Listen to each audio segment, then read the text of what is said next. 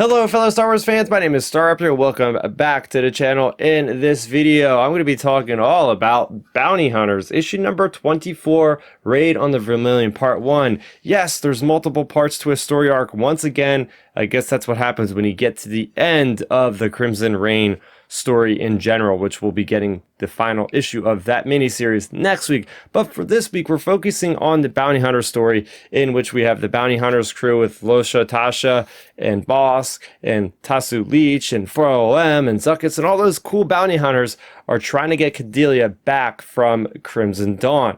So they have hired Dengar, and unbeknownst to them that Dengar is actually an agent of Crimson Dawn, he is able to actually, kind of work both ways. He's actually working to make money from Crimson Dawn, but he's actually making some cash from Tasha and Losha and all the crew for getting the information to take them directly to the Crimson Dawn flagship, which is indeed Vermillion, which is where Cadeliah is currently held. So they go to Nalhada, where that ship is, and Dengar just, throws them to the wolves, basically, brings them to the doorstep of the Vermillion and says, I'm out of here, and actually gives them the wrong bit of advice to go to this elevator that takes them to all the enemies, and there the alarm goes off, and Dengar just goes on his merry own way. We also have a Part B story, which focuses on Valance and about him being basically a bodyguard for just a random Imperial general, now that he's not working directly with Vader, who's away on another mission. We see the oppressiveness and the unstoppable might of the Crimson Dawn. They're embedded in all these different factions. There is an ATST pilot that wreaks havoc, and no matter what Valance can do, he does some pretty impressive stuff with his speeder bike and everything else. He is still not able to stop the death of the general at the hands of the Crimson Dawn. And that just shows you in that storyline that Crimson Dawn are everywhere, and they will get what they want, even if it's a bloody end to a general. So that is really the story. We have the two-pronged approach. It was great to see Valance back in the Bounty Hunters comics, which is where he all started. He's been recently in all the Darth Vader comics, so we have him back. The big takeaway I got from this issue is how great that Ethan Sachs is fleshing out the character of Dengar. I think that this character, in the last two issues, I've seen so much development, more so than I've ever really known about the character in general. We have Dengar, who we basically find out what his purpose is.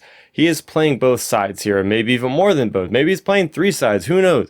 But he's playing Crimson Dawn, he's playing the Bounty Hunter crew to get enough money. He's saying to his lover, Monteru, that this job will be enough money so he doesn't permanently have to do this anymore. But he also realizes, he's smart enough to realize that Crimson Dawn won't let him off the hook. So at the same time, he's sort of trying to kind of pit these forces against Crimson Dawn in its own self to kind of destroy itself. So he never has to worry about them in his future. So I dig the fact that we get inside the head of Dengar and really see what's going on there.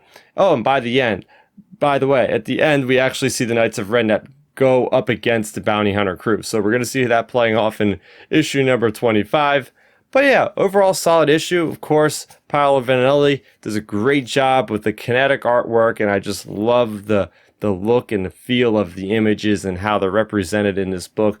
But that's going to do it for issue number 24. What'd you think? Let me know in the comment section down below for more on Star Wars, especially the Obi-Wan Kenobi series. I've been doing companion videos every week based off of that, and I have my entire Star Wars Celebration playlist on the channel right now, so make sure you go ahead and check that out, and do subscribe if you enjoyed this content.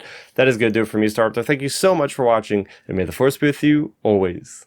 Thanks for checking out the video. Please hit that thumbs up symbol. It helps me know that I'm making content that you guys enjoy. And if you enjoyed this video, I also include two videos down below you guys should check out. And please consider subscribing to this channel. It helps support me, and it notifies you guys of when I get new videos up on the channel. You can also contact me on Twitter, Facebook, and Instagram at Starrapter.